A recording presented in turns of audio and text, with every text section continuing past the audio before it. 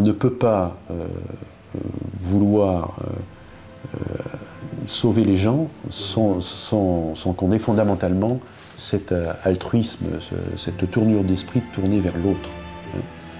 La générosité dans l'action qui est traduite d'ailleurs par notre devise « sauver ou périr ». Cette générosité peut aller jusqu'à l'acte ultime, le don de soi. Et le don de soi, ça veut dire en clair risquer de mourir dans un incendie ou dans une catastrophe. 24 heures sur 24, 7 jours sur 7, des hommes et des femmes sont prêts à risquer leur vie pour sauver la nôtre. Ce sont les pompiers. Leur devise, sauver ou périr. Cette maxime résume à elle seule le difficile rapport qu'ils entretiennent avec la mort. Ils sont militaires, professionnels et sont les garants de notre sécurité. Pendant 24 heures, de Paris à Marseille, nous allons suivre le quotidien de ces soldats du feu. Nous partagerons leurs combats, leurs joies, mais également leurs moments de doute.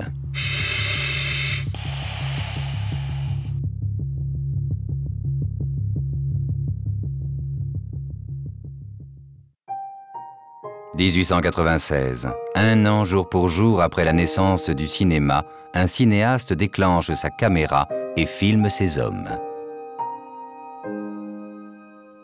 Le 10 juillet 1810, Napoléon Ier voit périr 10 personnes lors d'un incendie à l'ambassade d'Autriche. Un an plus tard, il décide de créer le premier bataillon de sapeurs-pompiers de Paris. Ces premières images reflètent le courage de ces hommes qui luttaient contre les flammes avec des moyens dérisoires. Avec les années, les équipements évoluèrent dans un seul et unique but, la protection des hommes.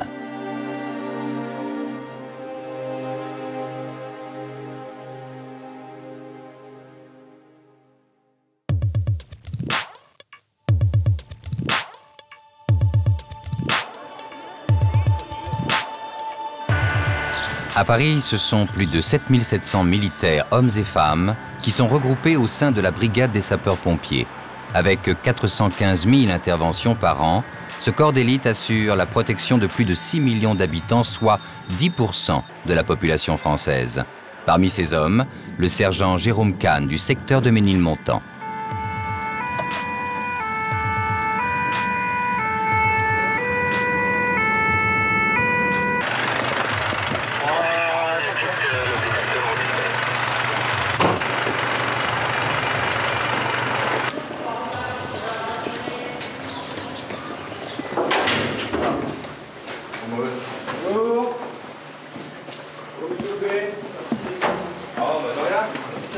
On se connaît tous les deux?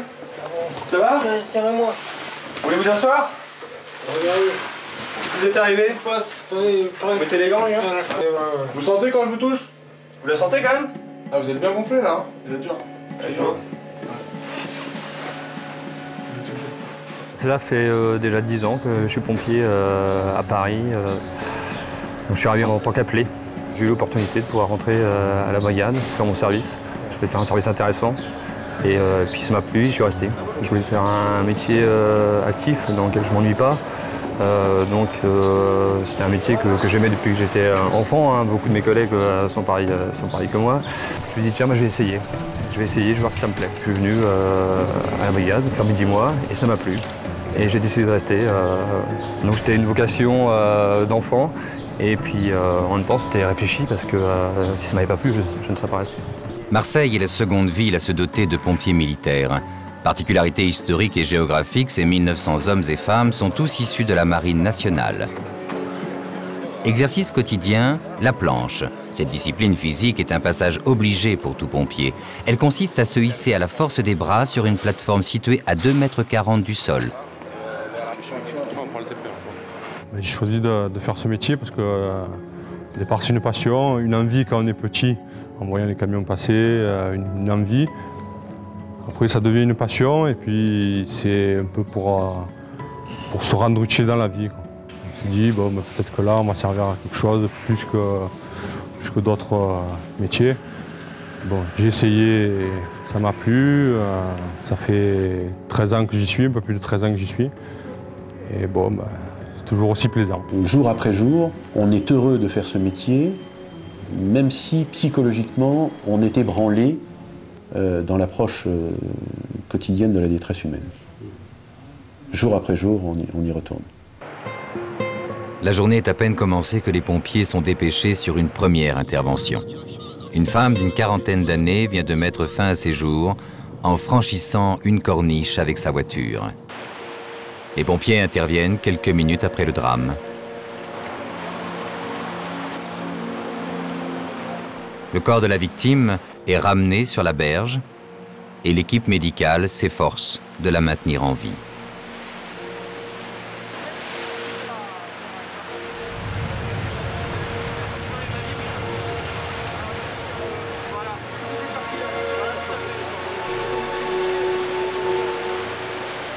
On a une vingtaine de mètres à peu près à pic et on a décidé avec le médecin de la passer sur le bord de plage avec l'aide des plongeurs et la difficulté a été de rester médicalisé et de transporter pour évacuer la victime.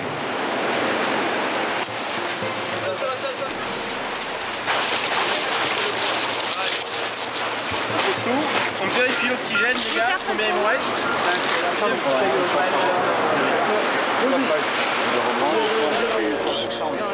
Tu vois, son état est assez critique. On l'a ramené, comme dans le terme pompier, on dit on l'a ramené, c'est-à-dire qu'elle était normalement quasiment morte. On l'a ramenée à la vie. Elle avait un pouls qui était satisfaisant, intubé, perfusé, médicalisé dans son ensemble. Et là, maintenant, elle a été évacuée sur l'hôpital de Garde. Malgré les efforts des différentes équipes, la femme décédera dans la nuit. La mort a ceci de commun dans la représentation humaine, c'est que justement, elle est difficile à représenter, ou impossible même, pour dire. Donc la mort est toujours surprenante, d'une certaine manière, déstabilisante, c'est pas vraiment prévu psychologiquement. Donc c'est toujours difficile d'être confronté à la mort. Les marins-pompiers, de par leur exercice professionnel, sont préparés à ça. S'y attendent, sont sur le qui-vive. Donc ils ont mis en place, en général quand ils partent à l'intervention, ils savent à peu près pourquoi ils partent, donc ils mettent en place certaines défenses, ils préparent un petit peu psychologiquement les choses et ils sauront faire face et assimiler ensuite les visions difficiles, voire d'horreur qu'ils auront pu rencontrer. On essaie de ne pas trop s'impliquer, parce que je pense que ça risquerait un petit peu de nuire à notre action. On aurait tendance à s'apeurer, à s'attendrir, à aller vers la victime, alors qu'il n'y a pas que ça à gérer. Il y a des hommes, il y a des mises en sécurité, il y a du personnel. C'est plus gros, c'est plus large. Au même moment, à Paris, le feu ravage un appartement situé au 4e étage de cet immeuble. Arrivés très tôt sur les lieux, les pompiers ont pu évacuer les occupants et procèdent maintenant au noyage, c'est-à-dire à l'extinction du feu par voie d'eau. L'intervention se prolongera pendant plusieurs heures. Les pompiers de Paris effectuent l'équivalent de 4 fois le travail d'un sapeur-pompier de province. Ça veut dire que le taux de sollicitation de mes pompiers de Paris est 4 fois supérieur dans une journée. Ils sortent 4 fois plus que les pompiers de France. Nous faisons près de 20 000 incendies par an, qui représentent en termes d'activité sur le terrain le tiers du total de l'activité. 10 heures, retour à Marseille. Situé au sein de l'état-major, le centre d'appel Allo 18 est sollicité en permanence. Ce sont des pompiers qui assurent le relais 24 heures sur 24 et 7 jours sur 7. Ils ont été formés à gérer les appels d'urgence. Toujours pas? Ce centre de haute technologie est le système nerveux des marins-pompiers de Marseille.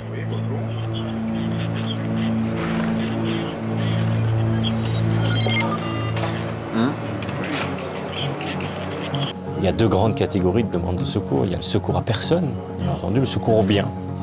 Le secours à personne, lorsqu'il s'agit de secourir une ou plusieurs personnes, eh bien, nous prenons les adresses, nous essayons de déterminer quelle est la nature de leur problème. Et puis, comme le veut la loi, nous le transmettons à un médecin. Et là, ça prend en moyenne entre 1 et 4 minutes. Pour ce qui est du secours aux biens, sinistre feu, eh bien entendu, l'appel dure moins d'1 minute. L'anticipation consiste à faire une analyse de la zone d'intervention, à faire une analyse du sinistre, à en déterminer bien entendu les évolutions probables et construire une réponse en termes de gestion de moyens, c'est-à-dire une balance entre les moyens nécessaires et les moyens disponibles. Plus on va vite dans cette gestion de moyens, plus on répond vite à l'attente des gens sur le terrain. Paris 10h30. En plein cœur de la capitale, les sapeurs-pompiers possèdent un centre de secours situé sur une péniche.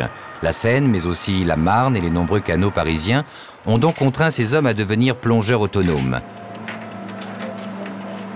Ces hommes sont les spécialistes des interventions subaquatiques, leur élément de prédilection, l'eau. L'alerte est donnée. En quelques minutes, ces hommes peuvent intervenir sur le fleuve. Concours de Sévigné bien reçu. Allez, défense à Sévigné. Une péniche est immobilisée au milieu de la Seine. Il faut réagir vite, car cela risque de bloquer la circulation fluviale. CSL pour la vedette d'intervention. Ok, je vais m'amarrer. Pilote du diamant pour la vedette des pompiers. Je vous écoute. On peut s'amarrer sur votre bâbord? Problème, mais j'ose pas me mettre le long du quai, j'ai peur de toucher le fond. Ok, vous restez en stationnaire et on va s'amarrer. Ça marche. Distance, tu sais, l'antimonerie qui a cramé. Antimonerie? Ouais. Il y a eu un peu de fumée. Ça s'est éteint tout seul. Ce qui serait bien, c'est d'avoir un tournevis pour sortir la plaque et voir ce que c'est comme fusible. Il n'y a rien. Non, c'est bien.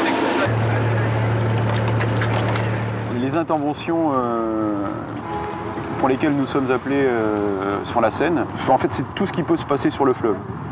Que ce soit une personne qui tombe à l'eau, que ce soit un feu de bateau, ou bien un accident de bateau, ou un objet laissé tomber en Seine, un objet précieux, ou un cordage dans une hélice, un bateau à la dérive, une pollution. Tout ce qui se passe sur l'eau, en fait, on est capable d'intervenir.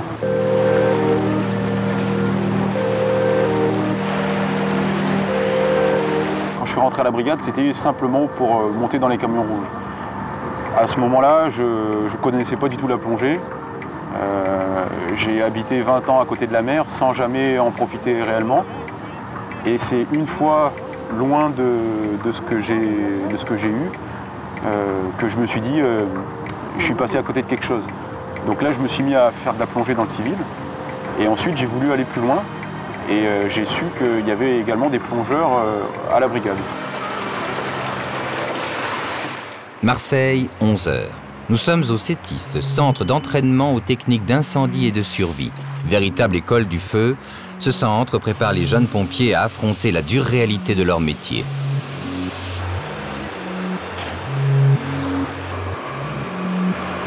Le centre est fait pour reproduire toutes les conditions matérielles et même météo et physiques des feux dans la réalité. Le plus proche de la réalité possible. Première étape de leur formation, la lutte contre l'incendie. 2 par 2, les stagiaires doivent franchir ce pont enflammé et réussir à l'éteindre. Pour cela, il faut aller au plus près des flammes.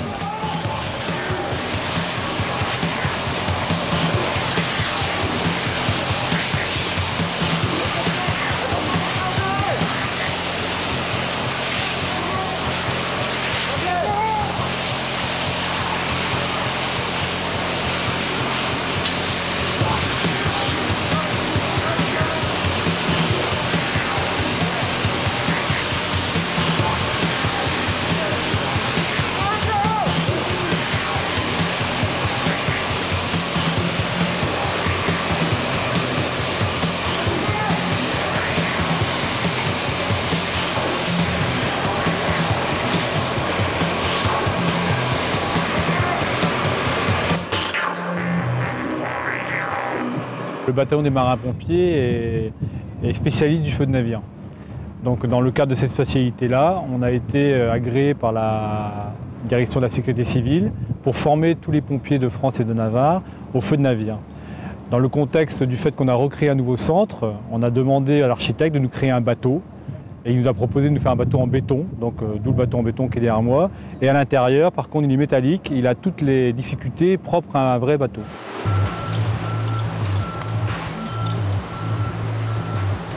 Vous voulez passer à l'extérieur, je suis face à une porte chaude, je fais un refroidissement, je fais un attaque de feu, donnez-moi du mou, truc comme ça.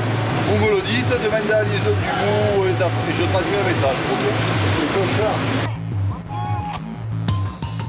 Pour la première fois, une caméra est autorisée à filmer l'intérieur de ce bateau fictif. C'est par plus de 400 degrés que ces hommes doivent progresser accroupis.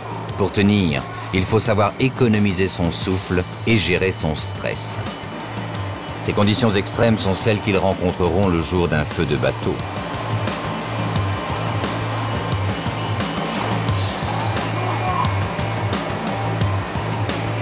Les hommes sont à bout de force, mais l'exercice est réussi. Les trois quarts des exercices sont basés sur l'attaque d'un feu, mais en fait, c'est pas ça qu'on leur apprend vraiment. On leur apprend surtout à gérer leur stress, à gérer l'esprit d'équipe et à se communiquer pour être tout le temps, tous les deux, en adéquation avec ce qui se passe autour d'eux. Le feu en lui-même, le pompier, il connaît, il doit y arriver, il va l'éteindre. Il a de l'eau, il a les moyens pour... C'est tout le reste. Comprendre l'environnement, comprendre son partenaire et que tous les deux soient toujours OK. Je n'imagine même pas de travailler seul. Pour moi, c'est inconcevable. Pour la simple et bonne raison, c'est qu'on n'est pas des héros. Je vais intervenir pour sauver la vie de quelqu'un, mais il faudra quelqu'un après pour m'aider à sauver cette vie. Donc seul, c'est impossible en fait. C'est prendre des risques inutiles et même de très gros risques. On n'interviendra jamais seul. Donc lorsque moi je me jette dans l'eau, eh ben, j'ai mes collègues qui vont être là pour me sortir après de l'eau avec la victime. Donc en fait, je peux pas. Seul, je serais bon à rien. On est bon dans notre collectivité. Le travail d'équipe, c'est très important. Dans le travail qu'on fait, il faut avoir confiance. Donc, pour avoir confiance, il faut connaître les gens avec qui on travaille. Ça nous permet, dans les choix qu'on fait, de donner la mission plus à une personne qu'à une autre. Genre, lui, je sais qu'il est plus capable de faire ça que lui, donc lui va faire autre chose en fait. Et après, la combinaison d'ensemble fait que ça se passe bien. Je suis responsable, je pars avec eux, ils travaillent avec moi. Il faut que je fasse tout pour que ça se passe bien. On leur fait confiance, on leur laisse faire des trucs, mais il faut être là, il faut savoir interrompre quelque chose au bon moment. Et suivant les interventions, c'est plus ou moins difficile. Région parisienne, 11h15. À quelques kilomètres de Paris, les sapeurs-pompiers sont appelés sur un feu d'entrepôt. L'ampleur du sinistre est considérable. C'est avec l'aide de pompiers civils, armés de lances à haute pression, que les hommes de la brigade parviennent à contenir le feu.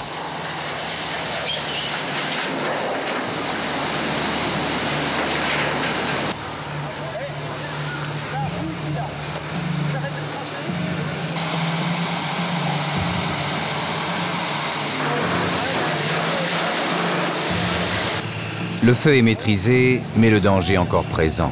De nombreuses substances chimiques entreposées se déversent à même le sol. Pour répondre à cette nouvelle menace, des pompiers équipés de bandelettes de papier pH prélèvent des échantillons afin d'en déterminer la dangerosité. Heureusement, ces produits se révéleront inoffensifs.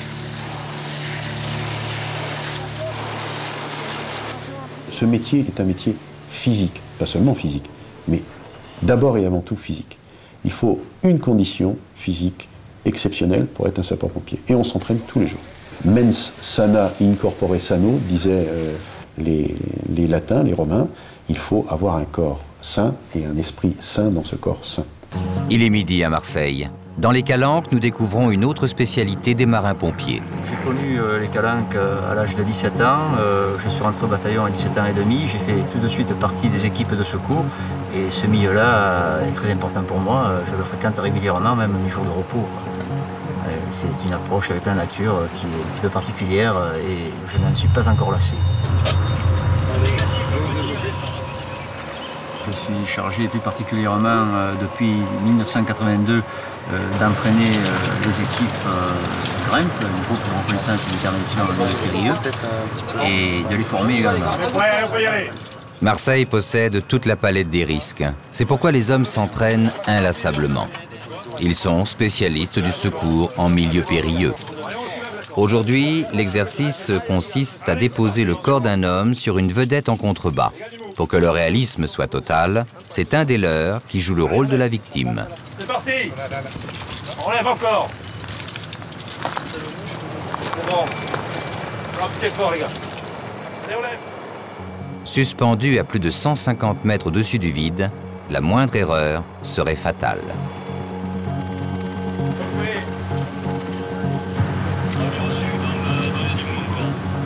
Allez, laisse-moi passer encore une longueur.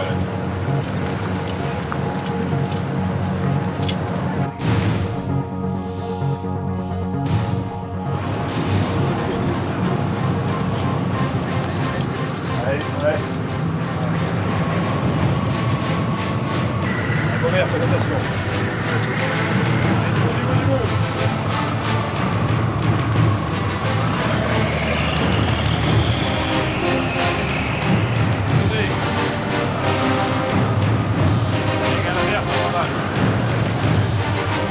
Le milieu dans lequel on évolue est toujours dangereux, ne serait-ce que par le risque de chute de pierre permanent. Vous voyez très bien que c'est des éboulis. Lorsqu'on met des gens en paroi, lorsqu'on va récupérer des gens en paroi, non seulement il faut les sortir en toute sécurité, mais il faut veiller aussi aux alentours à toutes les pierres qui risquent de se décrocher et qui risquent de causer un suraccident. C'est un métier à risque, c'est sûr, c'est un métier à risque. Maintenant, on essaie de tout faire pour prendre le moins possible. Mais c'est un métier à risque, c'est indéniable. Chaque année, il y a des centaines de collègues qui sont blessés sur intervention, plus ou moins gravement. On va au-devant du risque. Hein. Sur un feu, quand tous les gens partent, bah, nous on arrive. Et nous, on va dedans. Donc forcément, on va prendre un risque. Même si c'est un risque contrôlé, hein, on est bien protégé, on fait attention. Mais il y a un risque, on n'est pas à l'abri qu'un plafond s'effondre, qu'une bouteille de gaz qui explose. Ces images témoignent de la prise de risque quotidienne à laquelle doit faire face le pompier.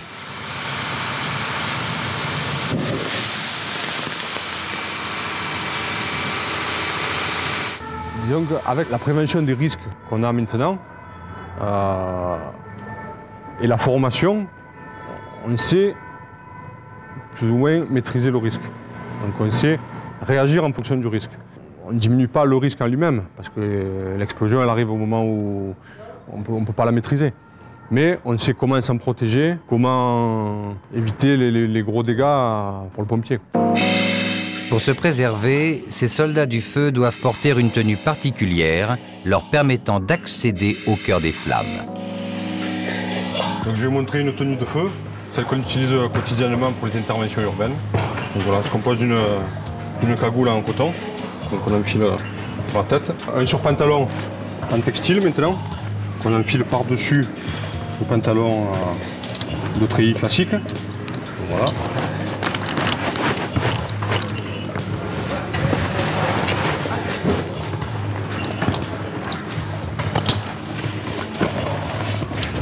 Et une veste textile donc, qui est assortie au pantalon, qu'on met pour le haut, qui est en Nomex en fait. C'est un matériau qui ne brûle pas et qui protège vraiment bien maintenant, plus que les vêtements en cuir qu'on avait auparavant. On enfile le casque bien sûr, qui est en plastique, en fer, chromé, avec on enfile comme ça. Avec une visière pour protéger du rayonnement. Une ceinture de feu nous permet de nous tenir entre nous. Voilà. On enfile la ceinture, qui permet d'attacher pour s'assurer un petit peu suivant les conditions, ou pour progresser dans les zones enfumées, pour être tenu par une ligne de vie de l'extérieur. Sur ça, on enfile l'appareil respiratoire qu'on appelle, donc appareil respiratoire isolant, qui est un appareil muni d'une bouteille d'air comprimé. C'est de l'air ou de l'oxygène, c'est de l'air ambiant, comprimé à 300 bars dans la bouteille et qui est détendu par l'intermédiaire d'appareils dans un masque qui s'accroche sur le casque, donc je vais le faire. On considère à peu près une consommation de 100 litres à la minute. On a 300 bars, on a 20 à 30 minutes d'autonomie maximum. On essaie de minimiser au maximum. Bon, pour la tenue de feu, il y en a pour moins d'1 minute. Pour l'appareil aussi. Savoir que la tenue de feu, on la met avant de partir à l'intervention, parce qu'on ne sait pas réellement sur quoi on va tomber. L'appareil respiratoire se met en arrivant sur les lieux, en fonction de ce qu'on voit et des reconnaissances qu'on a à faire. Retour à Paris, il est 14 h. Un accident d'une violence extrême vient de se produire sur une autoroute à fort trafic. Une personne, vivante, se trouve encore dans la voiture. Les minutes sont précieuses, il faut faire vite. Les pompiers doivent maintenir la personne allongée pour ne pas aggraver ses multiples fractures. Nous intervenons en moins de 10 minutes. Moins de 10 minutes sur le secteur de la brigade, une personne qui appelle sait qu'elle peut disposer d'une équipe de secouristes confirmée, avec un sous-officier aguerri, qui maintiendra en vie la personne jusqu'à ce que, éventuellement, les médecins anesthésistes réanimateurs, soit des pompiers, soit du SAMU, interviennent pour évacuation vers l'hôpital. Il aura fallu les efforts d'une quinzaine d'hommes pour extraire ce corps déchiré par la violence de l'accident. Le dévouement est une des qualités essentielles à posséder pour prétendre exercer ce métier. Ce qui les caractérise, si vous voulez, c'est le courage, le dévouement, la disponibilité. Parce que c'est vraiment ça qui caractérise le personnel ici, le personnel pompier. D'ailleurs, c'est pas propre aux militaires, c'est ce qui caractérise aussi les sapeurs-pompiers, de quelque origine qu'ils soient, de quelque statut qu'ils soient. Marseille, 15 heures. Le visage de cette ville ne serait rien sans la Méditerranée. Pourtant, elle constitue une menace permanente. Les véliplanchistes sont un souci quotidien pour les marins-pompiers. Régulièrement, les plongeurs du secteur de la Pointe-Rouge s'entraînent au sauvetage en mer, discipline dans laquelle ils sont passés maîtres.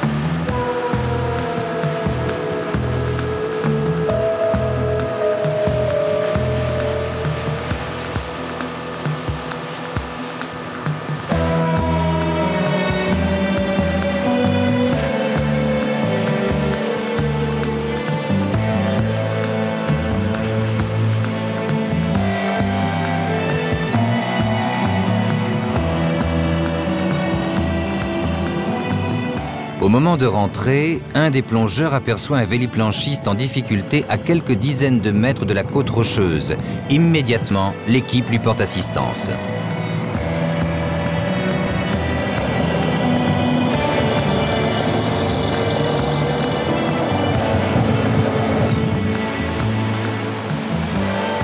Moi je l'ai vu, il bougeait plus, il était en train de... Il n'arrivait plus à se relever avec sa planche, ça faisait 10 minutes qu'il ne se relevait pas, le temps qu'on fasse 2-3 allers-retours. Après je me suis dirigé dessus pour prendre des renseignements au niveau du véliplanchiste. Il m'a dit j'arrive pas à rentrer, le vent il me pose problème. Donc je l'ai raccompagné au moins sur les 300 mètres qu'il y avait, mais il ne serait pas arrivé, quoi. Mais oui, il serait peut-être arrivé au bout d'un moment, mais épuisé, quoi. Donc on ne prend pas de risque, quoi. On le récupère et on le soulage, quoi. Dans ces moments-là, c'est vrai qu'on est dispo de suite, quoi. Donc ça permet d'intervenir rapidement, parce qu'en fait c'est ce qui compte dans l'intervention, c'est que ça soit rapide. Et souvent, ce qui se passe, c'est que les gens attendent, tardent, ils se fatiguent et les secours ne sont pas appelés suffisamment tôt et ils se noient ou ils se surestiment et c'est là où arrive la catastrophe. Paris, 16 heures. Le quotidien des pompiers est rythmé par l'extrême détresse des gens.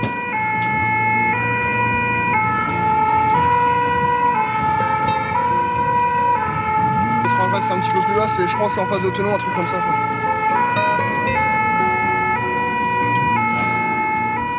C'est à quelques centaines de mètres de leur caserne qu'un homme d'une cinquantaine d'années vient d'essayer de mettre fin à sa vie en s'ouvrant les veines dans les toilettes de ce restaurant.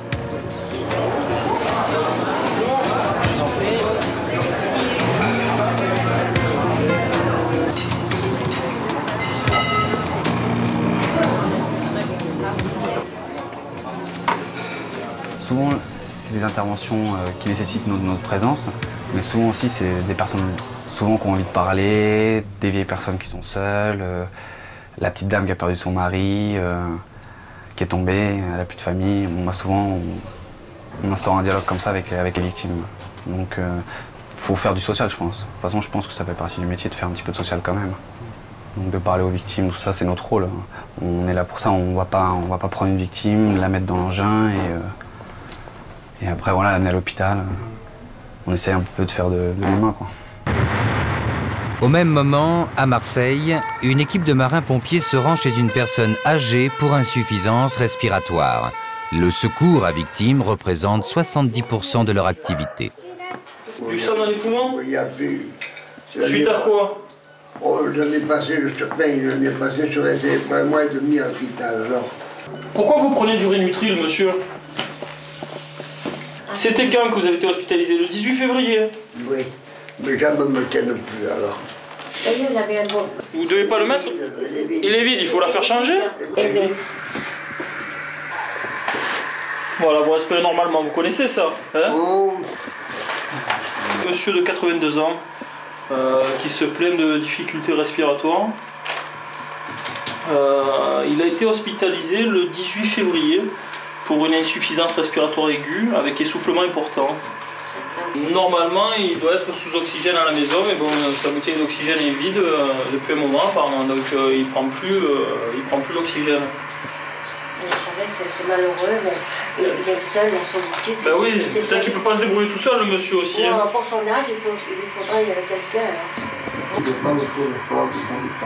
Sans eux, vous savez, hein, vraiment, sans eux, alors c'est formidable. On est malheureux. Ce sont les sauveurs, hein, parce qu'à l'heure actuelle, vous savez, la misère est partout. Et vous savez, la vraie misère, elle ne se plaint pas. Et ça demande du dévouement, ça demande l'abnégation de soi, hein, finalement.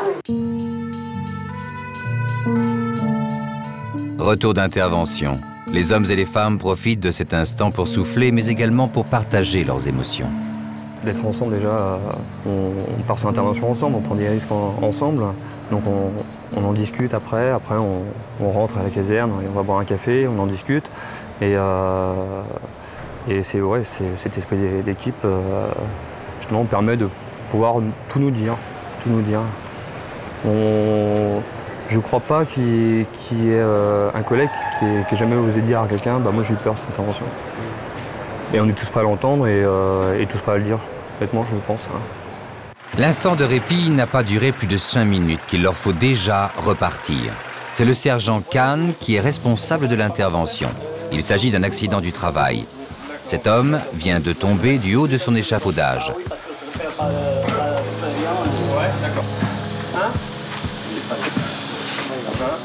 Pendant que l'équipe des pompiers assure les premiers soins, un médecin urgentiste est appelé en renfort sur les lieux. C'est lui qui prend en charge désormais le suivi de la victime.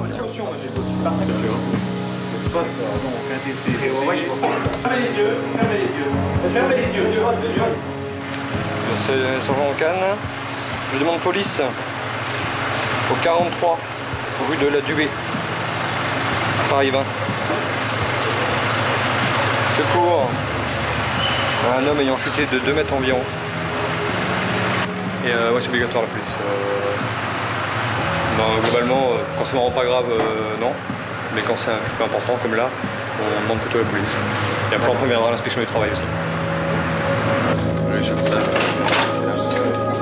Tu veux rien d'autre pour le bureau pour l'instant?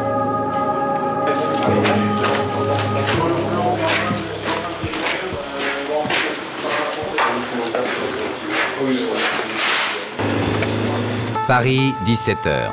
Quelques minutes plus tard, un autre médecin urgentiste est appelé sur un feu. Chaque minute compte.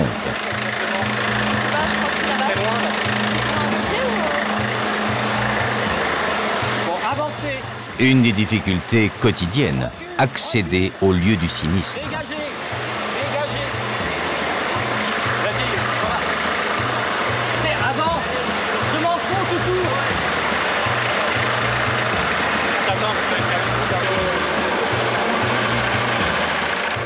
Une fois l'immeuble en vue, le médecin recherche immédiatement les premières victimes. Ouais, elle est là-haut encore avec l'enfant et ils sont en train de s'en occuper. Ok, vous pouvez la descendre rapidement là? C'est encore bien enfumé là-haut. D'accord. Elle est dans un appartement? Ouais, ils l'ont retranchée dans un appartement? Ouais. Ok. Une famille s'est retranchée dans un appartement au 5e étage. Le médecin décide de les rejoindre.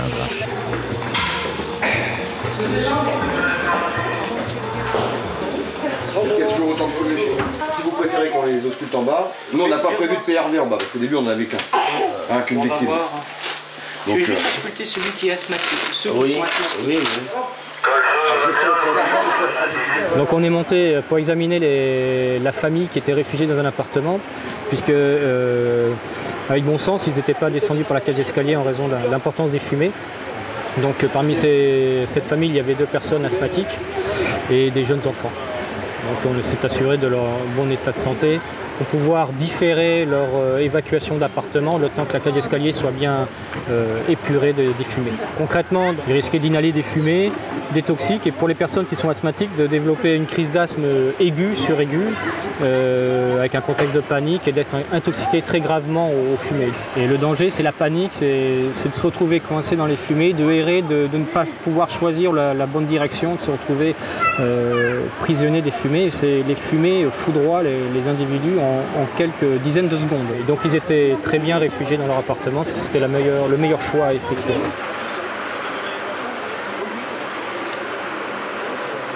Les équipes médicales interviennent au plus près de l'intervention pour essayer de sauver des gens, ou celui qui convulse, il faut lui injecter un anticonvulsivant, un autre, il faut lui apporter de l'oxygène, etc. Donc ce que les pompiers ne peuvent pas faire, parce qu'eux, ils sont équipés, ils sont là pour extraire les victimes ou combattre le sinistre, nous, effectivement, on essaye de sauver un maximum de gens qui sont sauvables. Marseille, 18h. À l'heure des sorties de bureau, les accidents de voiture sont fréquents. Cyril, une jeune recrue, est envoyée sur place.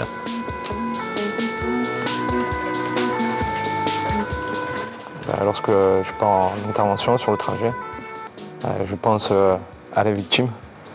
Je pense que je me déroule l'intervention déjà dans la tête en fonction de l'ordre de mission qui tombe. Je me dis, bon là il faut aller vite ou un peu moins.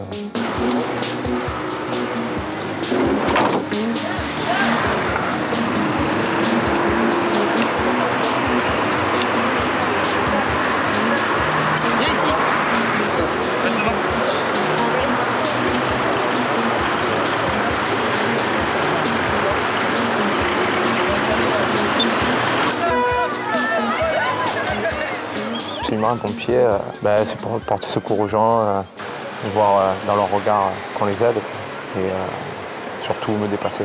Je suis fier de ce que je fais. Si un jour j'ai un enfant qui veut être pompier, je le pousserai, je l'encouragerai. Parce que pour moi, c'est le plus beau métier du monde. Je pense que le métier de pompier, on apprend à être modeste, on essaie d'être discret sur nos interventions. Et la modestie, elle est différente chez chaque personne. On le devient parce qu'on voit des fois que la vie ne tient pas à grand-chose. On voit des gens, des fois, qui étaient très bien il y a 15 ans en arrière, et puis qui ont tout perdu. Donc, on apprend à devenir modeste, même si on ne l'est pas au départ. Paris, 18h30. Une équipe est dépêchée sur un lieu bien connu des pompiers, le métro.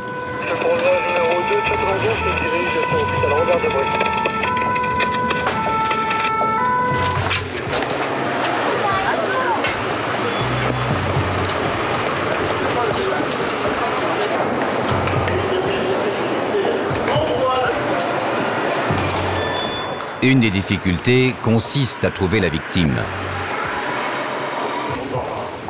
Les hommes parviennent enfin à la localiser. Il s'agit d'une personne en état d'ébriété apparemment sans connaissance. Les pompiers s'assurent immédiatement qu'il est conscient. Monsieur.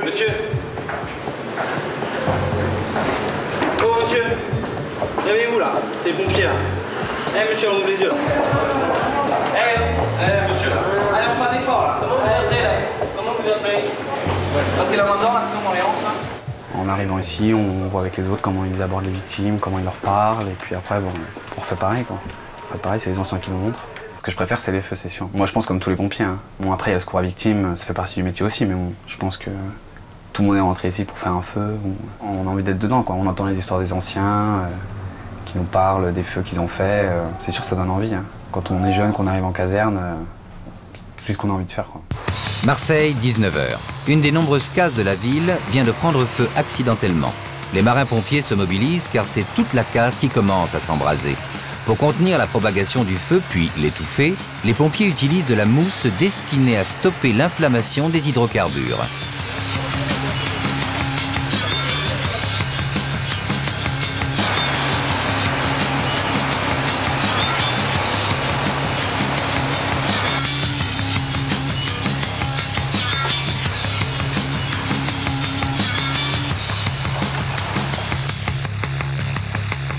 On n'est pas des amoureux du feu, mais on aime bien partir pour intervention pour feu. C'est pas du tout pour les personnes, bien sûr, chez qui ça brûle. Évidemment, c'est une catastrophe. Et on le sait, et puis c'est pour ça qu'on arrive sur les lieux, on se dépêche de l'éteindre, on s'amuse pas avec, en fait. Mais c'est vrai que moi, mes collègues, on aime partir pour feu. C'est quelque chose qui nous plaît. En fait, le feu, c'est quand même très physique. On porte des appareils respiratoires. On progresse accroupi dans le noir.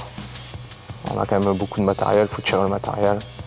Mais bon, il faut faire très attention, on a des techniques spécifiques. Le feu, c'est l'ennemi, celui qu'on combat, celui avec qui on a envie un peu de jouer, mais qu'on redoute quand même un petit peu. Quand je vais au feu, disons par exemple, c'est vrai que j'ai peur, hein, c'est un stress, mais bon, il faut le gérer. Si le feu suscite tellement d'intérêt chez les pompiers, il n'en reste pas moins dangereux. Il est 21h, un feu d'une envergure considérable vient de se déclencher dans une zone industrielle. C'est une lutte acharnée que ces soldats doivent mener. Ils n'ont qu'une seule idée en tête, vaincre.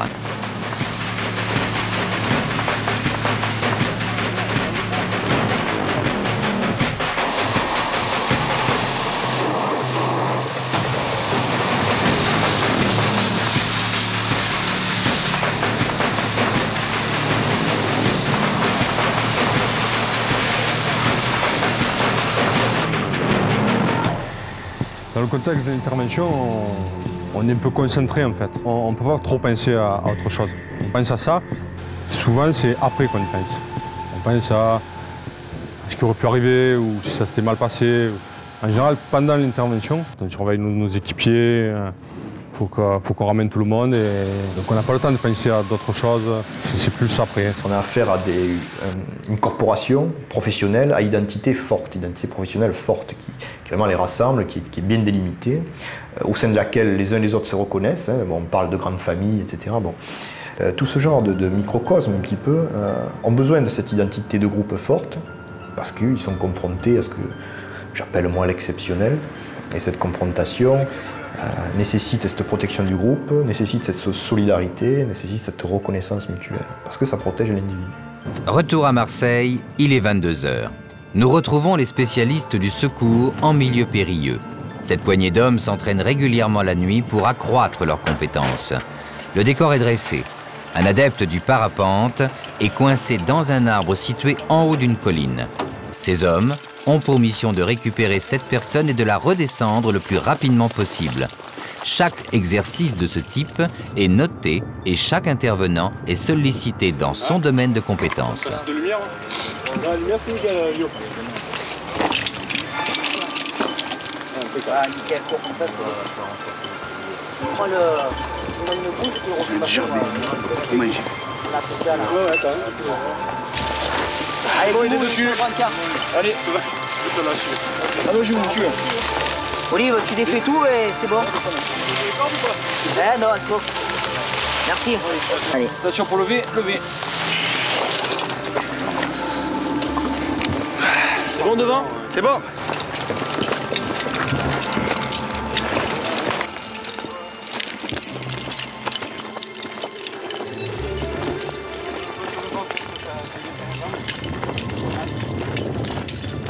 Je crois que le sapeur-pompier est le recours ultime. Je crois que, et c'est ce qui fait notre grandeur, quelque part, notre force, et c'est ce qui fait que sans doute la population parisienne nous estime, pour ne pas dire nous admire, quelque part, c'est que nous sommes prêts à aller jusqu'au bout. Paris, 23h. Retour sur la Seine. Une péniche vient de prendre feu accidentellement. Une équipe à terre est déjà sur place et s'active à contenir le feu, mais ils ne peuvent accéder au cœur des flammes.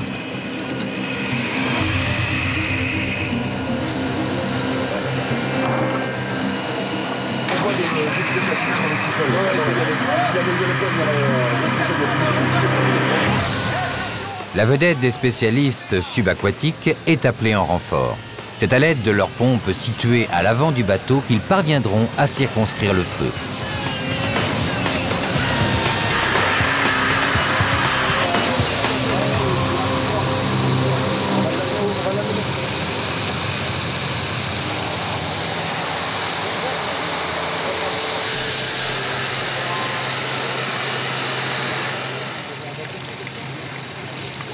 Je suis prêt à faire tout ce qu'il faudra pour sauver quelqu'un.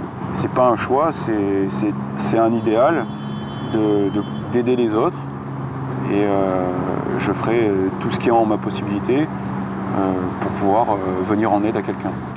Marseille, 1 h du matin. Alors que la nuit est déjà bien entamée, l'ambulance repart pour une nouvelle intervention.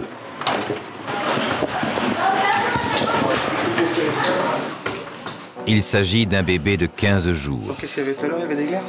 Ouais, il a fait des glaires et il respirait pas en fait. Et là, c'est endormi. Et là, il s'est endormi. C'est la première fois qu'il a fait ça et c'était important? Ah oui. Ok. Ici, on est dans le 3e arrondissement. De toute façon, ce sera... Son état n'est pas inquiétant, mais par précaution, les pompiers décident de conduire cette famille vers un hôpital pour enfants.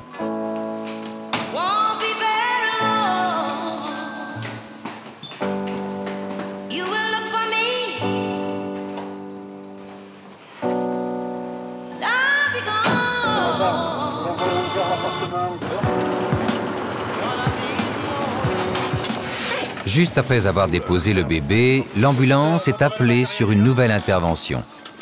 Un vieil homme vient de se faire agresser en plein centre-ville de Marseille. Allez, fais-moi un état de la conscience tout de suite, tu me dis s'il faut que j'appelle le médecin.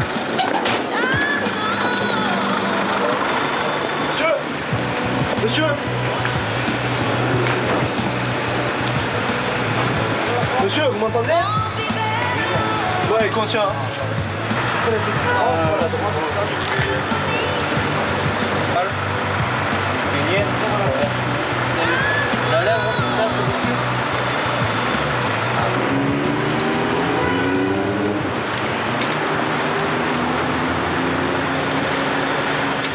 C'est évident qu'ils rencontrent des événements de vie, des contextes humains très difficiles, variés, que le citoyen lambda ne rencontre pas, quoi, ou très accidentellement. Eux, ça fait partie de leur quotidien, donc ils ont comme ça une connaissance, on va dire, de l'humanité plus vaste et plus approfondie que le citoyen lambda au même âge, quoi, enfin tout au moins. C'est en fait accepter ce que le reste des gens n'acceptent pas, enfin, ou n'imaginent pas. Nous, on est présents sur les lieux de l'intervention, les morts sont devant nous, on y pense, juste on sait qu'on est face à la réalité de la vie en fait. On est dans la vie, on n'est pas dans notre petit monde, et puis on lit le journal, on voit les articles, et puis voilà, là on y est. Paris, 3 h du matin. Un feu important s'est déclaré dans un magasin de motos. Le feu est d'une extrême violence et a déjà commencé à envahir les habitations situées au-dessus du magasin. Les pompiers n'auront que quelques minutes pour évacuer les occupants.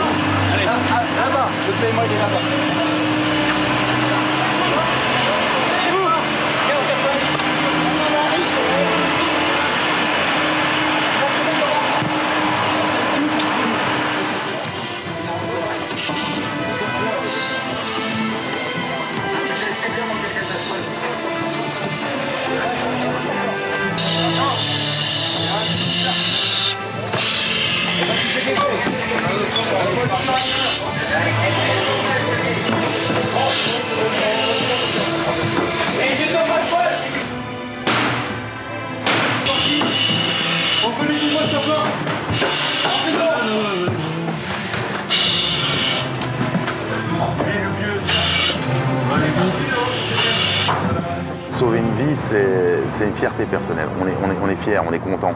On a envie que les gens le sachent. On en est content, on en est fiers. Que mes collègues viennent me voir en me disant qu'ils me félicitent, c'est un bonheur. C'est un bonheur.